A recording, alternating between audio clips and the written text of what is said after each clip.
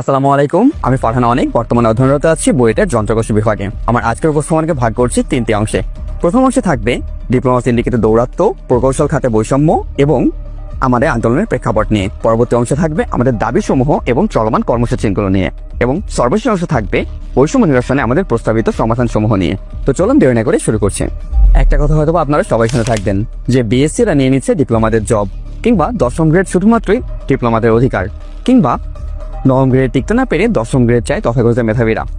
কি শুনছেন তো সবগুলোর কথা? তো চলুন ইতিহাস একটু ঘুরে আসি। সালটা 2013। সারা দেশে নৈরাজ্য, সহিংসতা ও অগ্নিসন্ত্রাস সৃষ্টি করে 10ম গ্রেডকে শুধুমাত্র নিজেদের জন্য কুক্ষিগত করে নেয় ডিপ্লোমাধারী সন্ত্রাসীরা। বিসিএস পরীক্ষায় অংশগ্রহণ না করে, এমনকি বিসিএস পরীক্ষায় অংশগ্রহণ করার যোগ্যতা না থাকা সত্ত্বেও ডিপ্লোমাধারীরা 10ম গ্রেড থেকে পদোন্নতি পেয়ে 9ম গ্রেডে ক্যাডার হচ্ছেন, এবং শুধু তাই নয়, বিসিএস প্রকৌশল ক্যাডারের কর্মকর্তাদের উপর কর্তৃত্ব স্থাপন করছেন। এছাড়াও তারা অবৈধভাবে ভারপ্রাপ্ত সহকারী প্রকৌশলী নামে একটি পদ সৃষ্টি করে সেখানে ডিপ্লোমাধারীদের নিয়োগ দেওয়া হচ্ছে। বিসিএস রোডস অ্যান্ড হাইওয়ে ডিপার্টমেন্টে 63টি পদ থাকা সত্ত্বেও 40তম বিসিএস এ শুধুমাত্র 3টি পদে নিয়োগ দেওয়ার জন্য চাপ সৃষ্টি করা হয়, এবং বাকি পদগুলো ডিপ্লোমাধারীদের দ্বারা নিয়োগ দেওয়া হচ্ছে। চাকুরির বিজ্ঞপ্তি প্রকাশ, পরীক্ষার ধাপসমূহ, এমনকি ফলাফল দেওয়ার পরেও ঢাকা ওয়াসা ডিপ্লোমা ইঞ্জিনিয়ার্স অ্যাসোসিয়েশনের অন্যায় হস্তক্ষেপে সহকারী প্রকৌশলের পদ সংখ্যা 26টি থেকে কমিয়ে 10টি কমিয়ে সেই 10টিতে নিজেদের লোককে ষড়যন্ত্র করে নিয়োগ দেওয়া হয়েছে। কি অবাক হচ্ছেন? এছাড়াও 2018 সালে সোনালী ব্যাংকের 10ম গ্রেডে কর্মকর্তা হিসেবে নিয়োগপত্রে উল্লেখ ছিল, শিক্ষাগত যোগ্যতা হিসেবে উল্লেখ ছিল বিএসসি ইঞ্জিনিয়ারিং ডিগ্রি। পরবর্তীতে আইডিইবি এর চাপে সেটি পরিবর্তনপূর্বক ডিপ্লোমা ডিগ্রি করা হয়।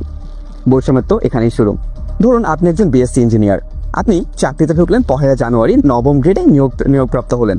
আর ধরেন একজন ডিপ্লোমা টেকনিশিয়ান, তিনি 10ম গ্রেড থেকে পদোন্নতি পেলেন সেই বছরের 31শে ডিসেম্বর, কিন্তু খাতা কলমে কিন্তু আপনি তার থেকে জুনিয়র, 1 বছর আগে জয়েন করেও, কারণ শিক্ষাবর্ষটা একই।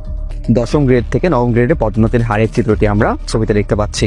এখানে একটি লক্ষ্য করবেন যে পদোন্নতির হার সবসময় এখানে কিন্তু 50% কিংবা 100% রাখা। এর মন্তব্যে লক্ষ্য করবেন যে পদোন্নতির যোগ্য প্রার্থী পাওয়া না গেলে সরাসরি নিয়োগের মাধ্যমে।